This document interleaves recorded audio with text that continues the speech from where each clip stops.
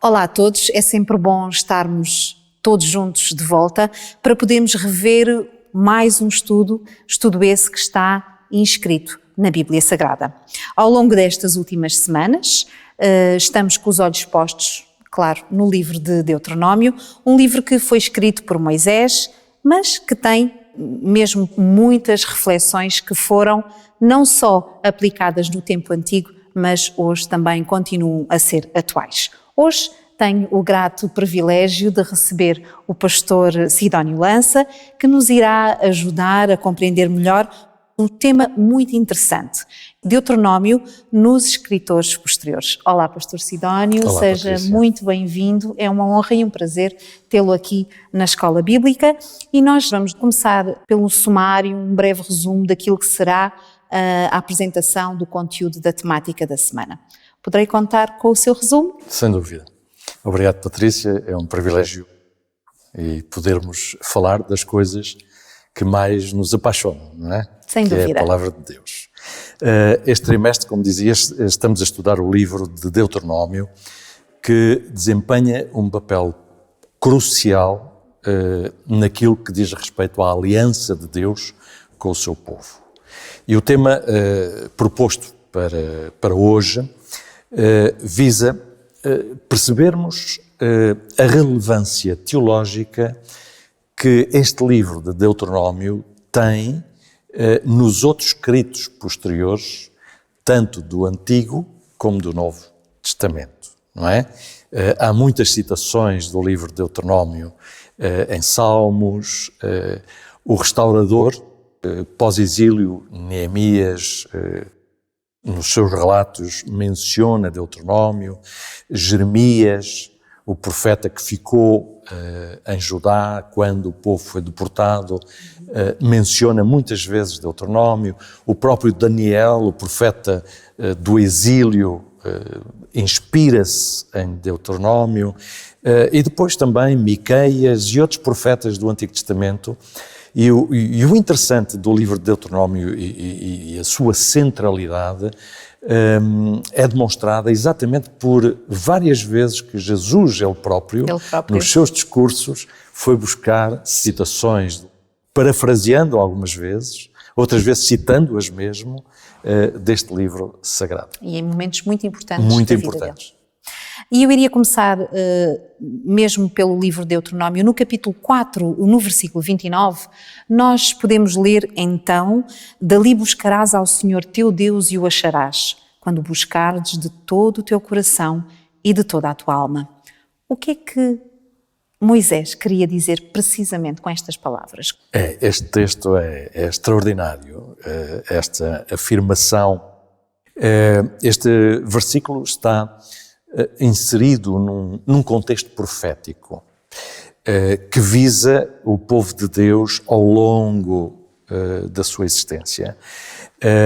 Naquele momento, numa aplicação contextual mais direta, imediata, recordemos que o livro de Deuteronômio e principalmente os últimos capítulos relatam o momento em que Moisés estava a passar o testemunho a um outro líder que o sucedeu, Josué, antes que o povo pudesse entrar em Canaã, a terra prometida. Depois de 40 anos, não é, de vaguear por deserto, Moisés infelizmente acabou por não conseguir, não poder entrar, o Senhor não lhe o permitiu, porque tinha outras coisas mais elevadas para Moisés, mas Moisés deu recomendações ao povo e especialmente ao seu novo líder, que era Josué.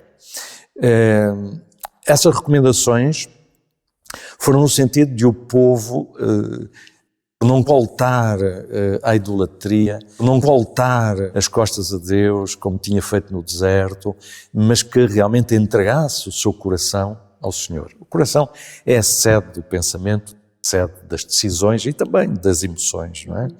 E portanto, Moisés aqui está de facto a alertar o povo. O povo de facto, com a liderança de Josué, passou por altos e baixos também, talvez mais baixos do que altos, não é? Na sua espiritualidade, na sua relação de aliança com Deus, Mas apesar da apostasia que Moisés aqui o estava a advertir, o Senhor continuava a amar aquele povo. E este texto demonstra isso, não é? O Senhor estaria sempre disposto a receber o povo de volta, estaria sempre disposto a ouvir a sua oração de arrependimento e a conversão do seu coração. É interessante que a forma como Moisés o disse, repete-o exatamente no capítulo 30, quando, no verso 6, quando diz: o Senhor teu Deus circuncidará o teu coração e o coração de tua descendência. A descendência, não apenas genética, do ponto de vista do sangue, mas biológico, mas sim a descendência espiritual, não é?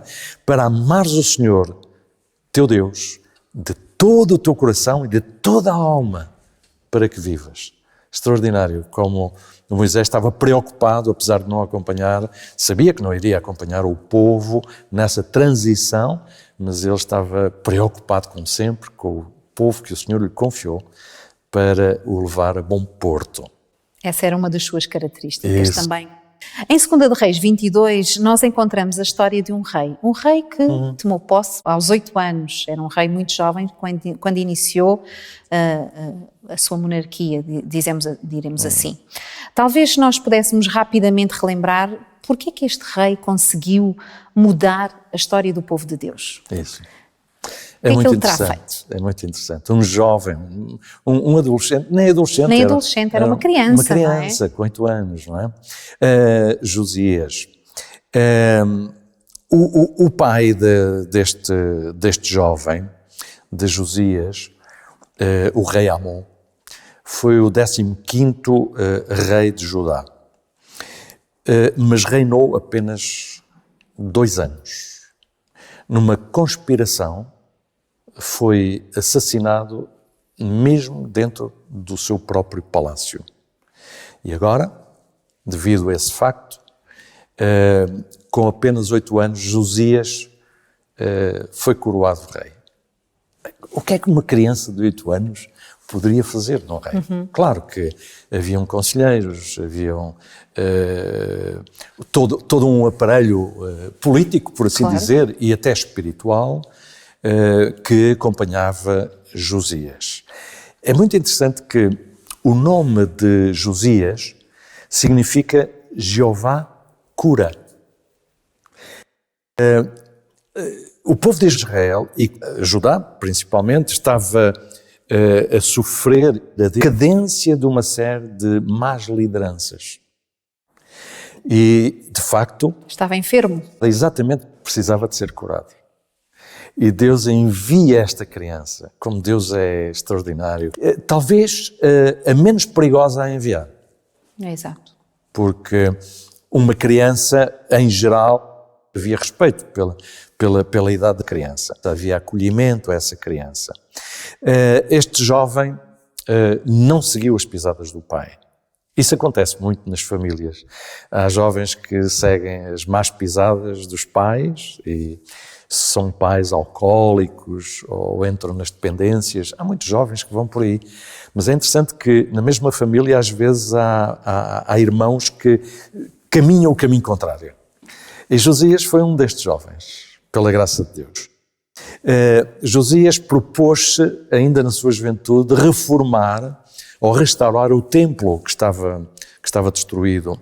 E ao ouvir a leitura do livro de Deuteronómio, que foi descoberto nessa restauração do templo, ele percebeu os pecados e a indignidade do seu povo. De alguma maneira fez-se luz na sua mente e ele empreendeu um reavivamento espiritual sem precedentes em toda a sua nação.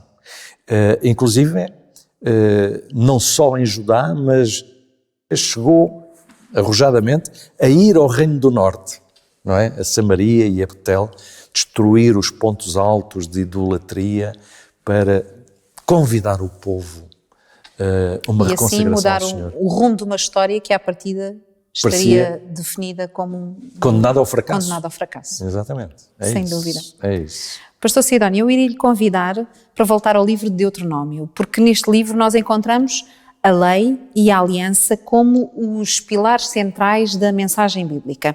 Como é que a lei e a aliança estão completamente relacionadas com a expressão bíblica céu dos céus? Muito interessante. Essa expressão.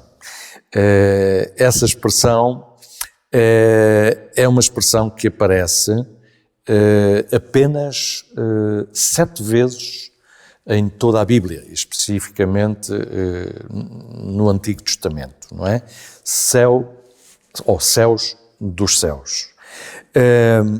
Esta expressão não está definitivamente esclarecida. Não existe um acordo unânime entre os estudiosos do Antigo Testamento acerca do seu significado. No entanto, o contexto alargado onde se encontra esta expressão nos vários textos, nomeadamente a Deuteronômio, 2 de Crónicas, 1 de Reis, Neemias e no livro de Salmos, dá-nos um vislumbre daquilo que esta expressão pode representar. A expressão representa o caráter de Deus como o Deus Criador de todas as coisas, visíveis e invisíveis. Céus dos céus. Pode nos remeter para a ideia de haverem vários céus, não é?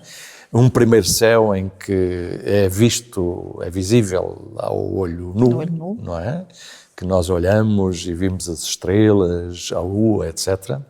Um segundo céu em que temos que ter a ajuda, talvez, de um telescópio para olhar mais profundamente no espaço infinito e podemos vislumbrar os planetas e outros mundos criados.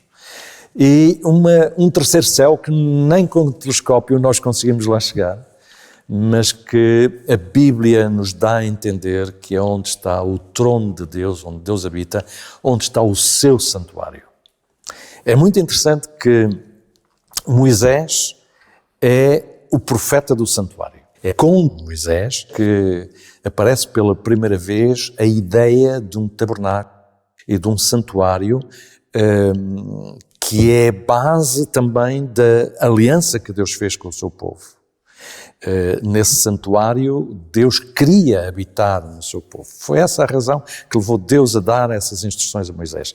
E os céus dos céus, quando Moisés fala disto, ele quer levar a mente daquele povo a perceber que Deus, desde o seu santuário, não tinha abandonado o seu povo, em qualquer época, em qualquer circunstância. Sem dúvida. E tal como dissemos no início, hoje estamos a certificar-nos de que forma os outros autores se inspiraram também neste livro de Deuteronômio, como por exemplo Jeremias.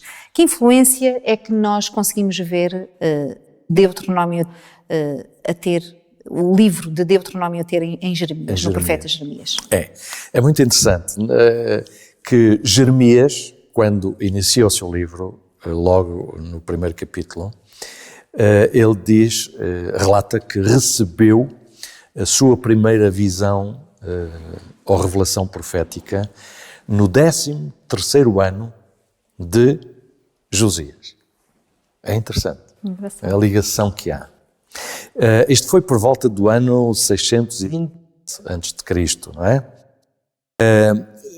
Jeremias continuou o seu ministério durante o cativeiro babilónico, não em Babilónia, como Daniel e Ezequiel, mas sim ali em Judá. Mesmo após o grande reavivamento do rei Josias, os posteriores relatos históricos nos reinados de Jeocás e Joaquim foram novamente de idolatria declarada na nação escolhida. Os estudiosos sugerem algo muito interessante. O sumo sacerdote Hilquias, que encontrou o rolo de Deuteronômio no templo, na altura da restauração, seria o mesmo Hilquias, pai do profeta Jeremias. É muito interessante essa ligação. Interessante. Se assim for, não há certezas, mas se assim for, E daí esta influência também. Jeremias viveu por dentro todo este revivimento espiritual que o jovem rei Josias promoveu na nação judaica, não é?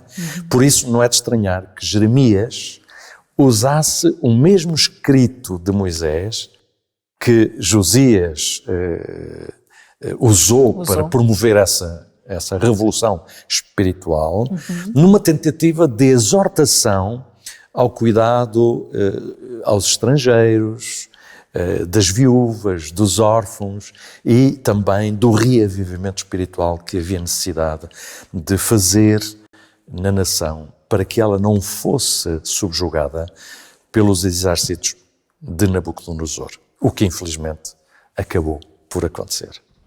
Interessante como esta mensagem é tão contemporânea. Exatamente. Nos momentos em que vivemos. Exatamente. Mas eu gostava de lhe desafiar, Pastor Sidónio, a ler Jeremias 7,4, quando diz: não vos fieis em palavras falsas, dizendo templo do Senhor, templo do Senhor, templo do Senhor é este. O que é que Jeremias estava de facto a querer dizer ao povo com estas palavras? Como é que isso se relaciona com o que estava escrito no livro de Deuteronômio?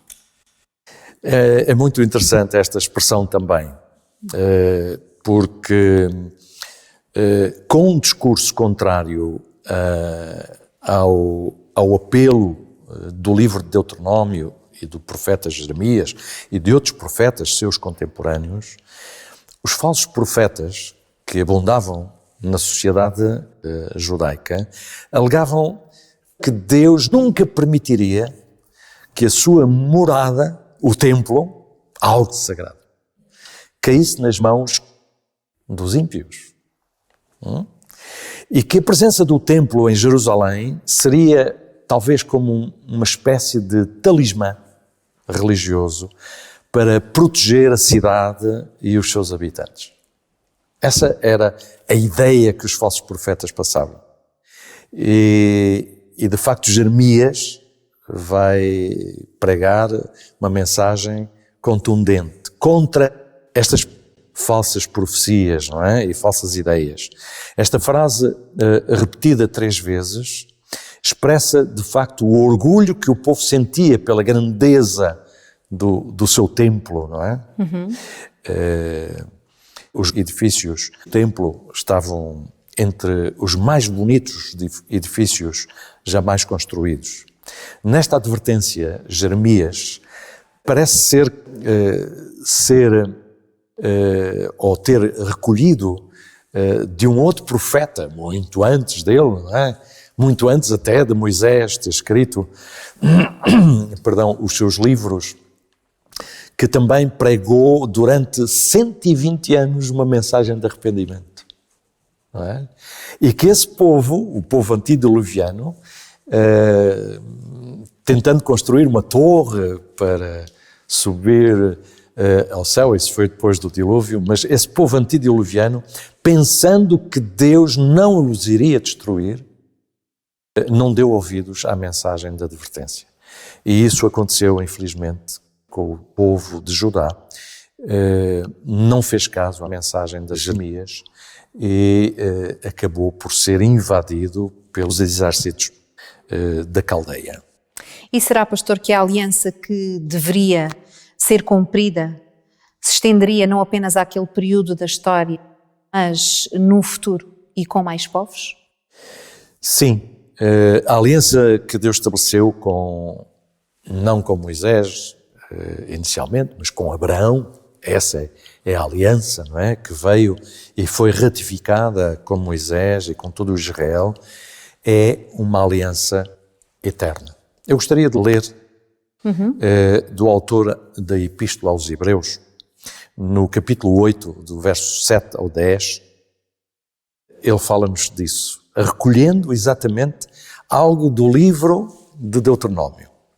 Ele diz, porque se aquela primeira aliança tivesse sido sem defeito, de maneira alguma estaria sendo buscado lugar para uma segunda. E de facto, repreendendo-os, diz, eis aí, vêm dias, diz o Senhor, e firmarei nova aliança com a casa de Israel e com a casa de Judá. Não segundo a aliança que fiz com os seus pais, no dia em que os tomei pela mão para os conduzir para a terra do Egito. Pois eles não continuaram na minha aliança e eu não atentei para eles, diz o Senhor. E agora, no verso 10, o autor em Hebreus diz: porque esta é a aliança que firmarei com a casa de Israel depois daqueles dias, diz o Senhor. Na sua mente imprimirei as minhas leis. Também sobre o seu coração as inscreverei. E eu serei o seu Deus e eles serão o meu povo. Fantástica, fantástica. Como Deus ama o seu povo. E é um fio condutor, desde o Éden, desde a queda, até hoje, com a aliança que o Senhor estabeleceu naqueles tempos antigos, renovando-a constantemente, até aos dias de hoje. Olhamos agora para outro profeta do Velho Testamento, Miqueias. A dado momento ele diz: Deus tinha uma contenda com o seu povo. E como é que nós relacionamos esta advertência de Miqueias com o livro de Deuteronômio? Sim. Miqueias, no capítulo 6, dos versos 1 a 13, ele diz: ouvi agora o que diz o Senhor. Levanta-te, defende a tua causa perante os montes e ouçam os outeiros da tua voz. Ouvi montes a controvérsia do Senhor e vós, duráveis fundamentos da terra, porque o Senhor tem controvérsia com o seu povo e com Israel entrará em juízo. Povo meu que tenho feito e com que te enfadei, responde-me. Este parece ser um escrito legal, não é? Parece ser que aqui há uma ação judicial na aliança pela parte de Deus. Não porque Deus quisesse destruir o seu povo, se ele o quisesse fazer já o tinha feito, não é? Há muito tempo. Há muito tempo. Mas porque Deus amava o seu povo e queria chamá-lo à razão, não é? Deus pô-los em juízo. Miqueias toma emprestado as declarações de Moisés em Deuteronômio, no capítulo 10, precisamente, dos versos 12 a 13, quando Moisés disse algo parecido ao povo de Israel. Agora, ouvi o que é que o Senhor requer de ti. Qual é a demanda que o Senhor põe contra ti? Não é temer o Senhor teu Deus e andes em todos os seus caminhos e o ames ao Senhor teu Deus de todo o teu coração e de toda a tua alma para guardares os mandamentos do Senhor e os seus estatutos que hoje te ordeno para o teu bem? Pergunta Moisés. Outro profeta do mesmo período, ou seja, do século VIII a.C., aproximadamente, contemporâneo de Miqueias, mas no Reino do Norte, Oseias, teve uma expressão semelhante, que eu não resisto a ler. Em Oseias capítulo 6, verso 6, o profeta Oseias diz: pois misericórdia quero, e não sacrifício, e o conhecimento de Deus mais do que os holocaustos. Estas expressões condenatórias semelhantes entre esta intertextualidade, tentando que o povo percebesse que tinha que circuncidar o seu coração, ou seja, entregá-lo inteiramente nas mãos do Senhor. Por fim, temos então o exemplo de Daniel. Todos nós conhecemos o profeta Daniel, alguém muito ligado a Deus. Será que Daniel também foi inspirado pelo livro de Deuteronômio? Sem dúvida. Uma das orações mais excelentes, mais belas e até mais extensas que estão na Sagrada Escritura é a oração de Daniel no capítulo 9 do seu livro, não é? Uhum. Daniel, através, e aqui vemos novamente a correspondência dos textos mais antigos, formando textos mais novos no tempo. Daniel, através dos escritos do profeta Jeremias, o profeta que tinha ficado em Judá, descobriu que os 70 anos do cativeiro que ele estava a viver em Babilónia, com o seu povo, estavam chegados ao fim. Isso foi, de facto, algo extraordinário, não é?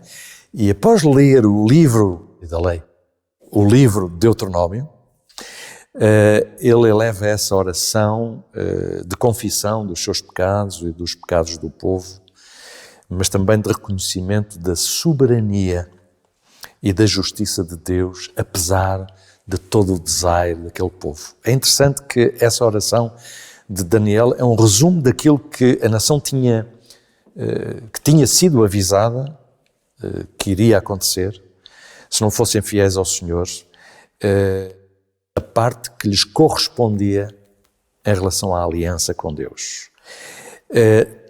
Deuteronômio é a base histórica para que Daniel e os israelitas, deportados, a perceber as causas daquele flagelo, não é?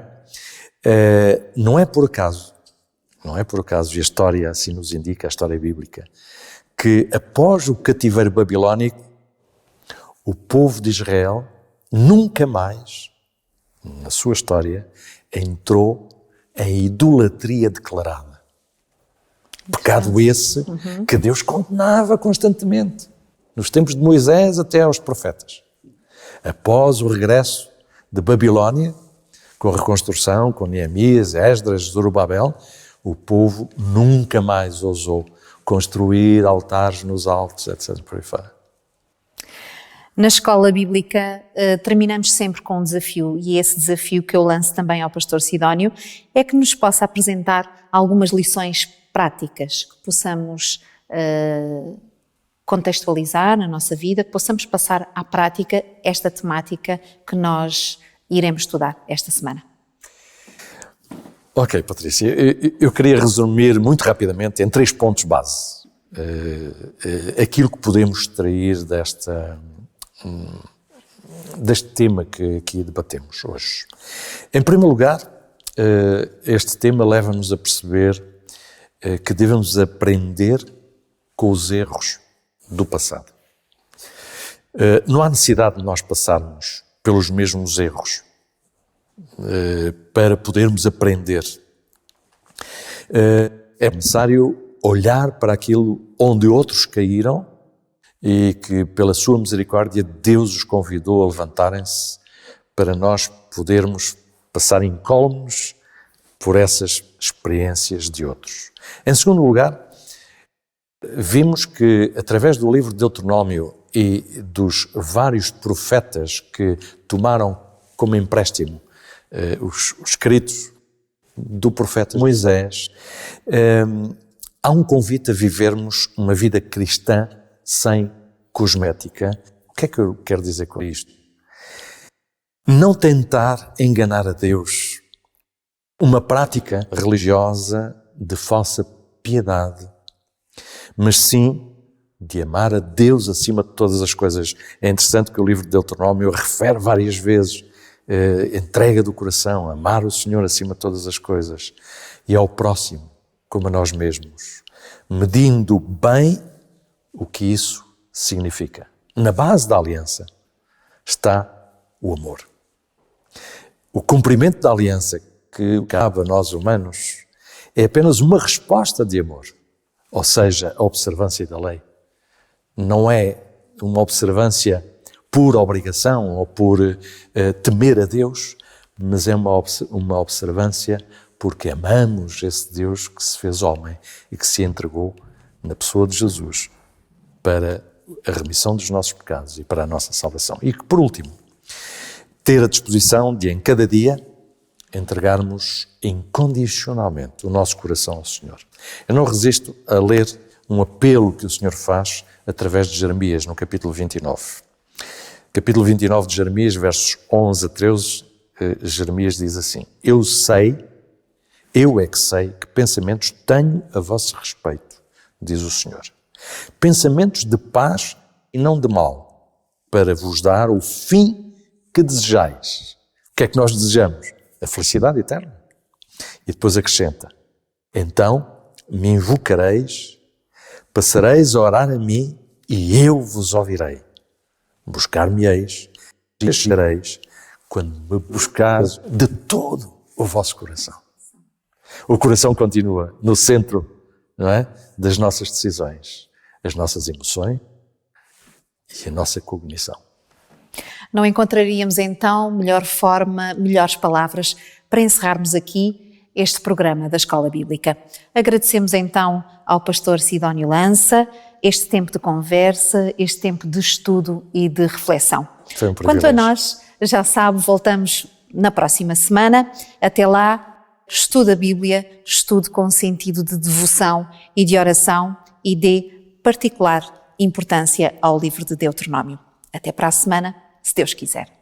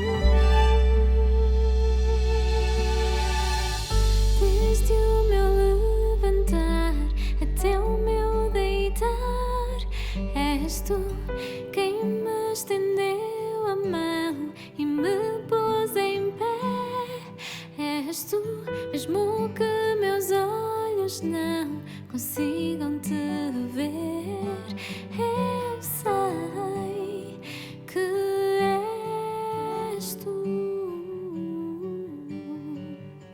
Eu tantas vezes me perdi no caminho até ti, e então de novo estendeste a mão para mim. Só tu entendes onde eu devo seguir. Só tu.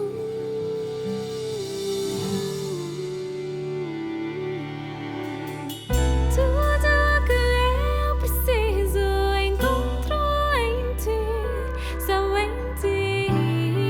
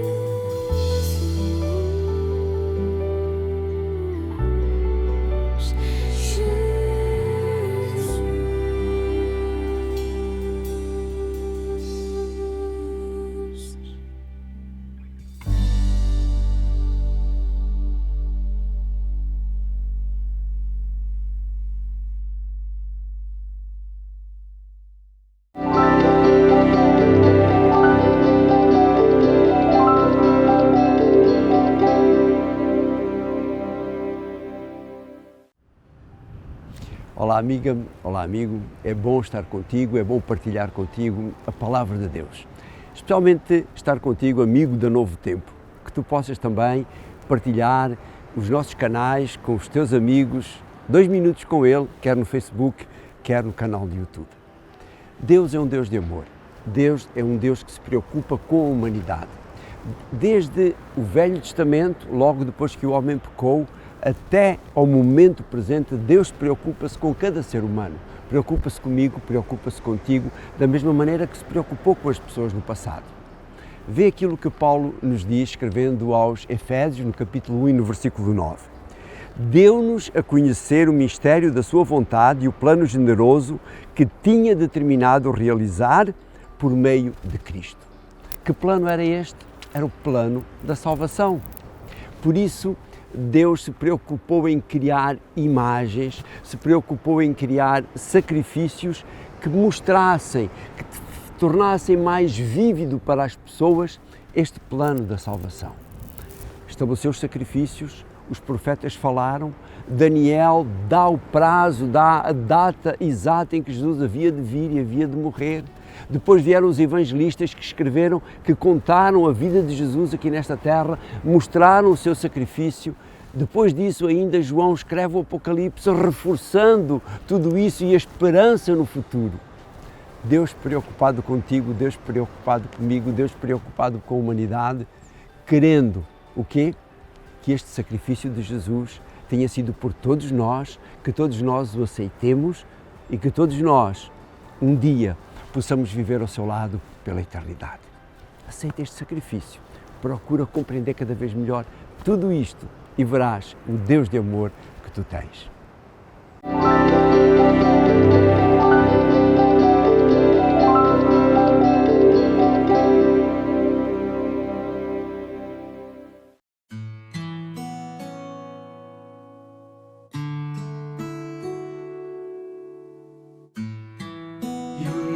I had some lonely days. I've made mistakes and had to pay. I've had some friends that walked away, just like Mama told me. But there's someone whose love is real, who cares about the way I feel. Every pain and erase every stain. There's peace when I call out your name.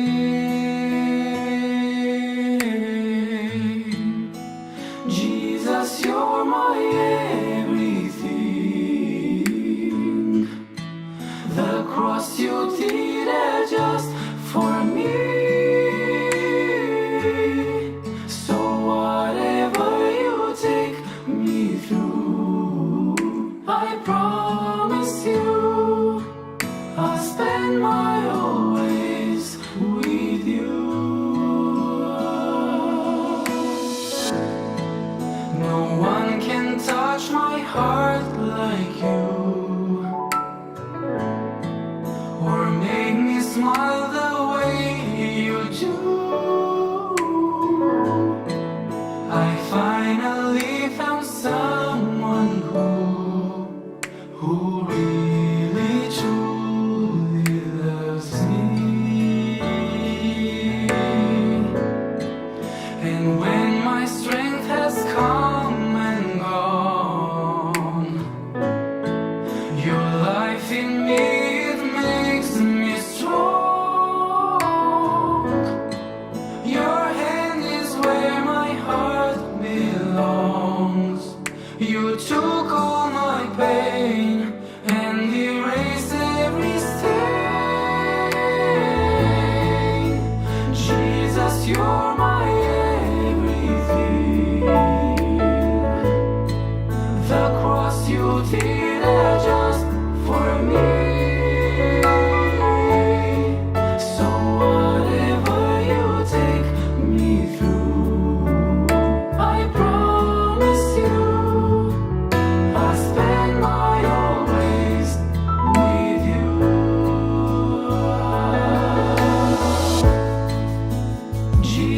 you're my everything. The cross you did just for me. So whatever you take me through, I promise you I'll spend my whole days with you.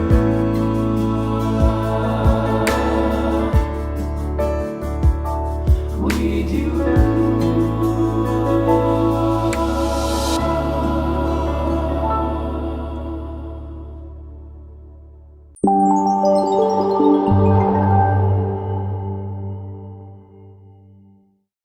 Há poucas paisagens mais deslumbrantes do que a visão cristalina de miríades de estrelas cintilantes. É fascinante notar que o universo que estamos descobrindo além da Terra é muito maior do que aquilo que é possível ver em uma noite sem nuvens. E ao contemplar, resulta impossível não se perguntar o sentido e propósito do imponente universo, talvez como uma forma de encontrar, através do tangível e observável, o sentido e propósito de nossa própria existência.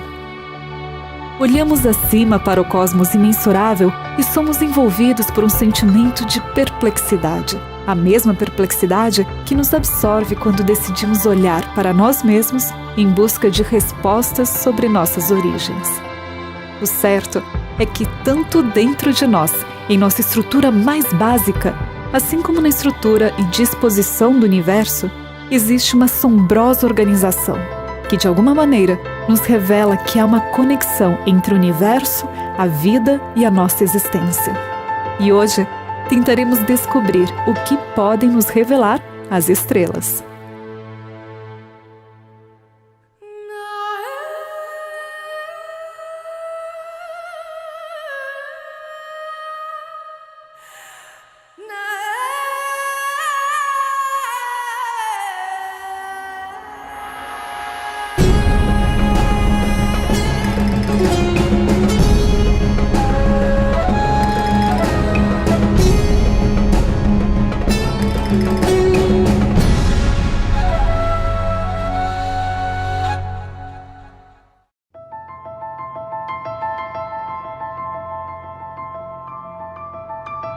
When we look out in space, we don't see very many like that. And it looks like the chances are pretty small. In fact, one thing, just the sun itself, the type of star that it is a minority in the starry sky, in the universe. So just to find that kind of star already reduces the probability by a certain factor. To find one with water on it, there's another low probability. To find one with the right oxygen concentration, a low probability. To find one with a temperature range that's appropriate, a low probability. To find one with the absence or the very low amount of toxic gases also restricts the probability of what we might find by chance. And when you add up all those different things, you say, well, we're lucky with the oxygen. Well, what about the water? Oh, we're lucky with the water. Well, what about the temperature range? Oh, we're lucky with the temperature. Or what about the light? Or lucky with the light. The sun, we're just lucky. After a while, you begin to suspect there's something more than luck. Maybe there's a plan or some kind of purpose or design or something going on here. So just looking at all these properties of this world that we live in points us to some questions beyond this world. And where do we find the answers? Es muy interesante que muchos científicos al mismo tiempo estén reconociendo de que muchas de las características que se ven en el universo apuntan a que esas características son necesarias para que acá en este sistema planetario, acá en el sistema solar, haya un planeta que tenga las condiciones ideales para mantener la vida, ¿no? Que es la Tierra. Y resulta que cuando uno empieza a analizar cada una de estas estos datos sobre el universo, por ejemplo, la distancia de la Tierra al Sol, el diámetro de la Tierra, la velocidad con que la Tierra da vuelta alrededor del Sol, o la velocidad con que el Sol y el sistema planetario está rodeando el centro de la galaxia, ¿no? La rotación de la Tierra, la naturaleza de la luz del Sol, tan importante para el calor y la vida acá en la Tierra, las fuerzas que están interactuando para que hayan átomos, para que hayan moléculas, una cantidad de esos datos son lo que se han llamado constantes universales. O sea, son medidas, son cantidades que no pueden variar, o que varían muy, muy poquito, pero dentro de unos rangos muy, muy estrechos. Entonces, uno podría pensar, bueno, ¿y eso por qué se desarrolló todo eso? Todo eso hace posible que ahora estemos acá vivos. ¿De dónde salieron todas esas características? Y entonces, como son constantes que no pueden cambiar, y hay más de 100 de estas constantes, uno podría pensar, bueno, ¿será que estas constantes surgieron así por sí solas, automáticamente, por procesos puramente naturales? ¿O responden a la intervenção de um desenho inteligente?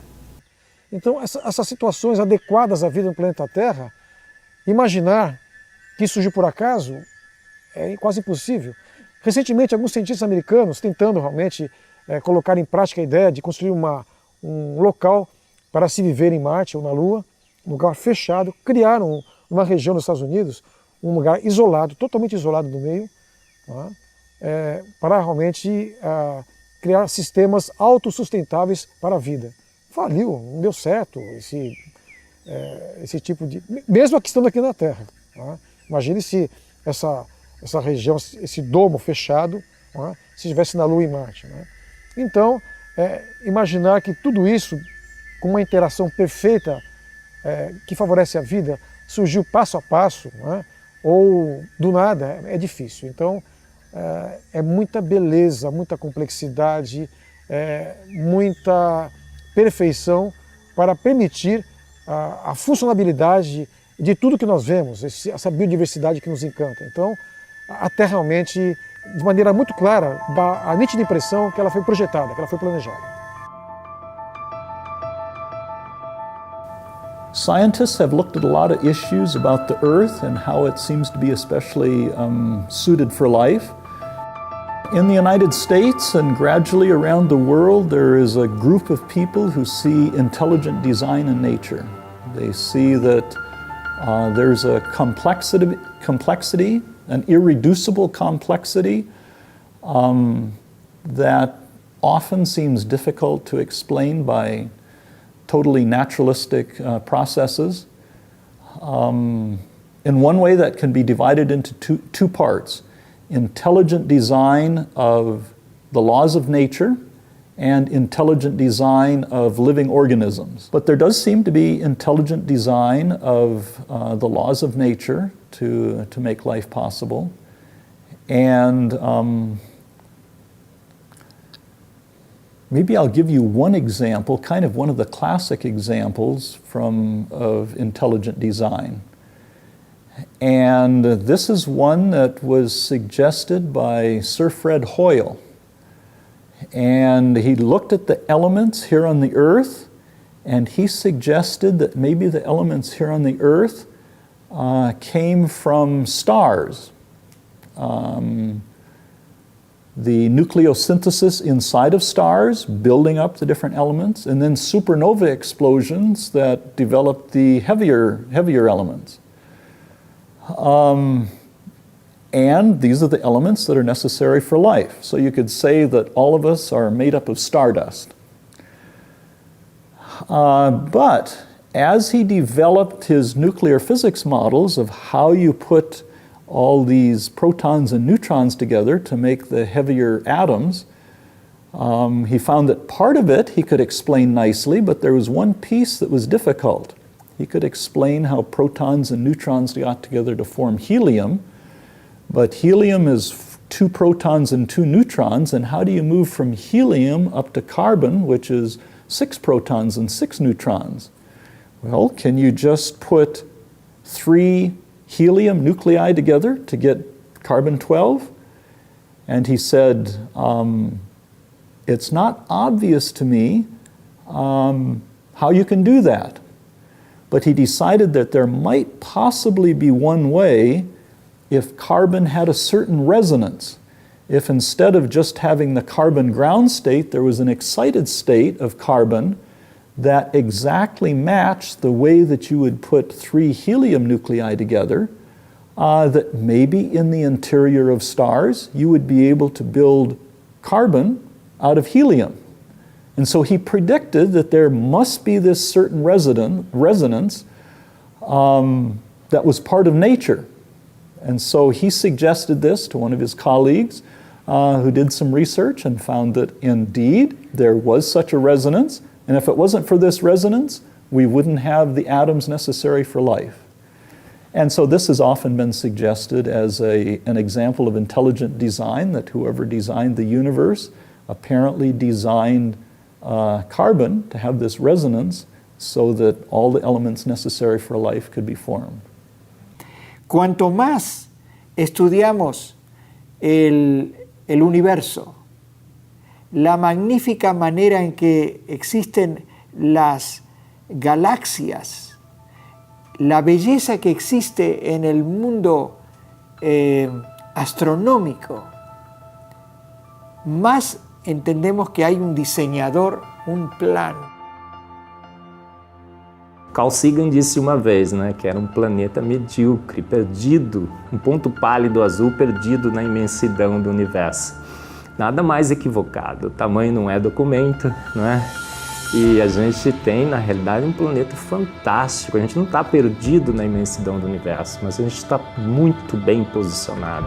E a gente não é um planeta pequeno, a gente é um planeta do tamanho certo. Os grandões nos protegem, né? Marte, Júpiter, os grandes planetas, eles funcionam como guardiões interplanetários que nos protegem dos meteoros e tudo mais.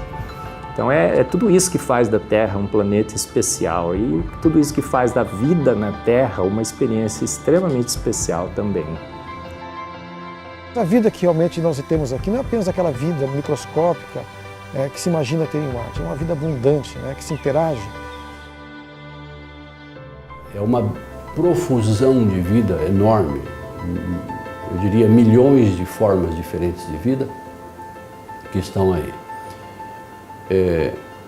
E nós sabemos que para viver nessa Terra é necessário um equilíbrio em todas as fases, desde a forma da água até a atmosfera e as substâncias químicas que estão aqui, elas fazem um todo que permite a vida.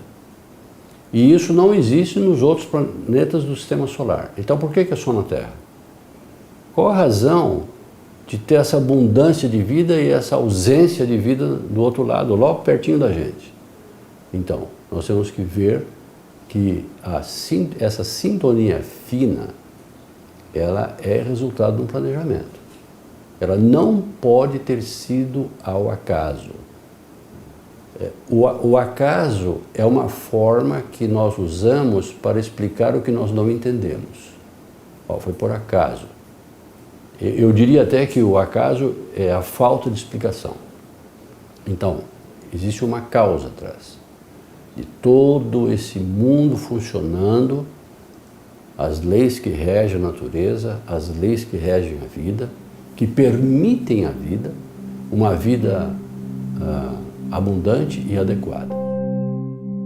Hoje, com o avanço da tecnologia, são fabricados sofisticados telescópios e instrumentos especializados com os quais os cientistas têm realizado notáveis descobrimentos, revelando que o universo parece ser ajustado com exata precisão, a fim de permitir tanto a existência do próprio cosmos como a nossa. A Via Láctea abriga cerca de 100 bilhões de estrelas, relativamente semelhantes ao nosso Sol. Ela mesma parece estar girando majestosamente no espaço, mas não rapidamente.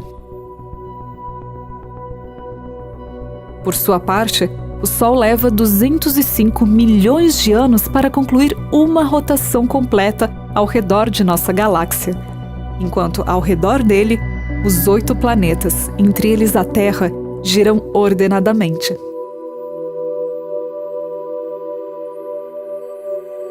Vênus, cuja órbita é mais próxima do Sol do que a Terra, gira curiosamente em direção contrária à dos planetas vizinhos.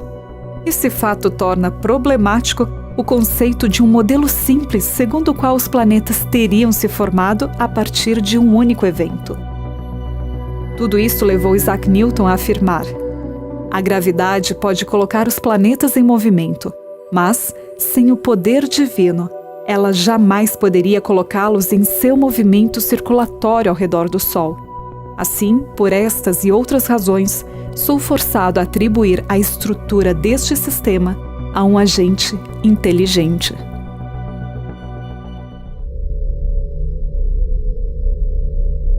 A vida no planeta Terra ela é feita para ser prazerosa, né? Nós temos todo um sistema de vegetação, são frutas, são alimentos.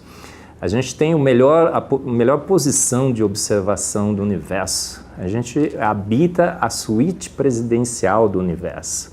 Então, a gente vê a posição da Terra na galáxia, a gente vê que a gente está na posição de melhor observar o universo. Então, outras posições na galáxia, a poluição de luz seria altíssima demais, a gente não enxergaria as estrelas, mas quando você está num local muito afastado, fora das grandes cidades, apagam-se as luzes, né? Você olha para o céu, aquele espetáculo de estrelas, de astros ali, a testificar, né, sobre quem fez tudo isso. Se você entra numa casa muito bonita, uma casa com quadros, uma casa com uma decoração impressionante, você nunca vai dizer, olha, nessa casa a família tem mau gosto, é uma casa de pessoas arruaceiras, isso daqui não surgiu por acaso, há uma mente, há uma inteligência, há pessoas de cultura, pessoas de bom gosto que trabalharam essa casa, decoraram, deixaram-na confortável, sofisticada. Você nunca vai imaginar que aquilo foi ao acaso, as pessoas foram juntando os utensílios e colocando ao acaso naquela casa e ela ficou bonitinha. A mesma coisa no nosso planeta. Ele tem um grau de sofisticação, de organização extrema, e você não tem como olhar para aquilo e não se perguntar se há alguém por trás de toda essa beleza. Até agora, temos falado de um planeta organizado, projetado para a vida. E assim pensando, parece que nos referimos a um lugar ideal. Porém, em nosso dia a dia, enfrentamos a inegável realidade de um planeta muitas vezes hostil.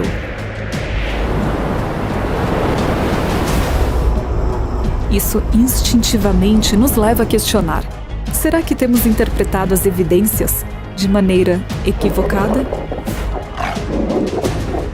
Nós nos deparamos frequentemente com a seguinte questão: peraí, se o nosso planeta ele foi realmente projetado para que a vida pudesse existir, como explicar então as catástrofes que o mesmo planeta proporciona e que degradam e que até chegam ao ponto de extinguir as espécies?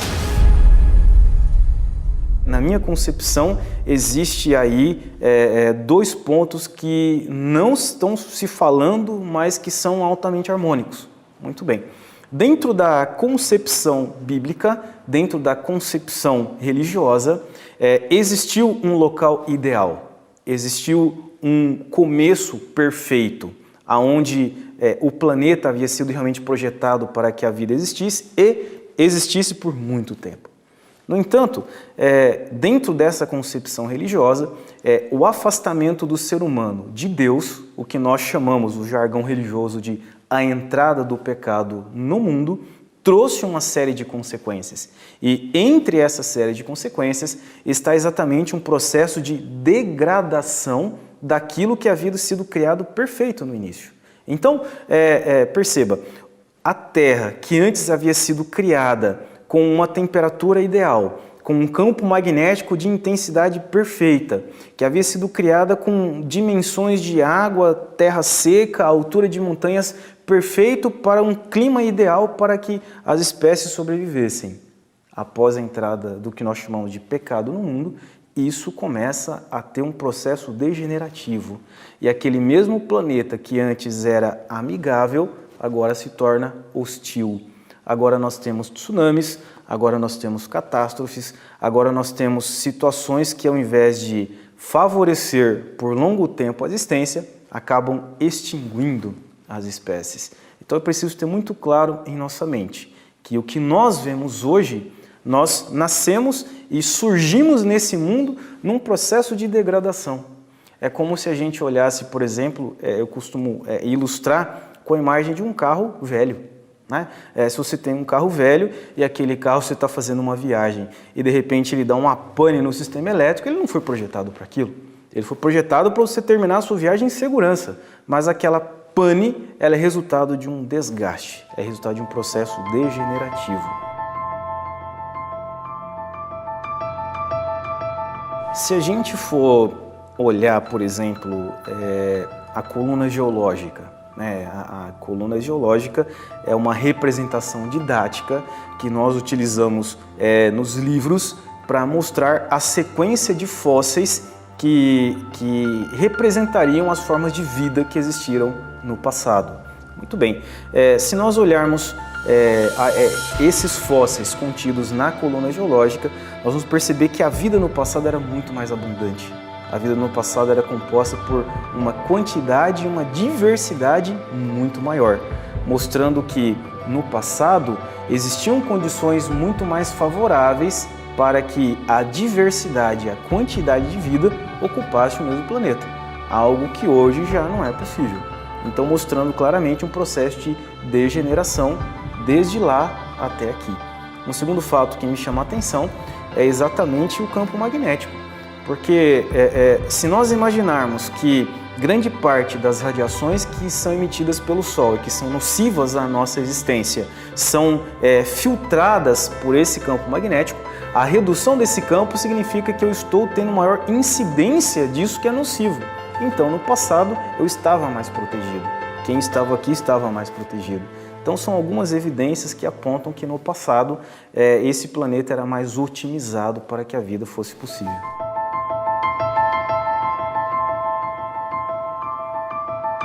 When I think about our world and how well designed it is for living creatures, and not just for bacteria, it's well designed for humans and other animals with specific requirements, complex requirements.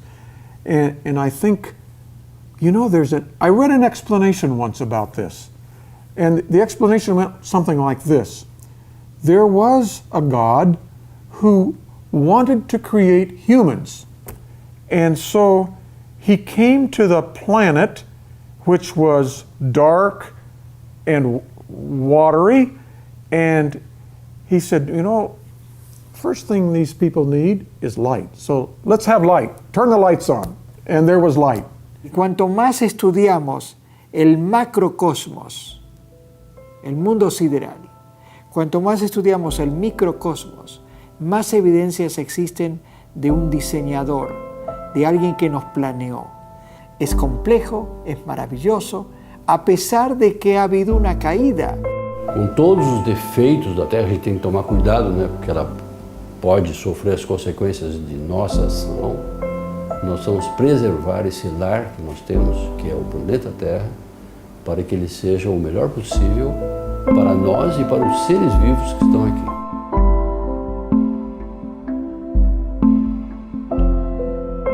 Quantas coincidências de ajustes finos alguém necessita constatar antes de reconhecer que eles precisam ser explicados?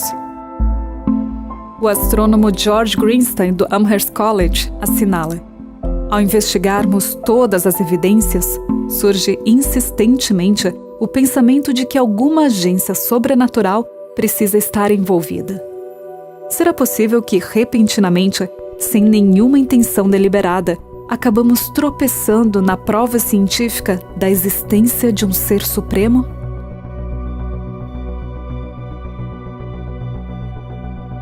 Contudo, você ainda poderá buscar outras explicações para desviar a atenção dos inegáveis dados científicos que indicam que alguma inteligência deve ter criado a matéria e as forças do universo de maneira que nosso ambiente fosse adequado à vida. Se esperamos encontrar a verdade, talvez precisamos eliminar nossos preconceitos, abordar os dados com mente aberta e seguir as evidências aonde quer que elas nos conduzam. E é claro que um planejador desse calibre certamente superaria o universo que ele criou.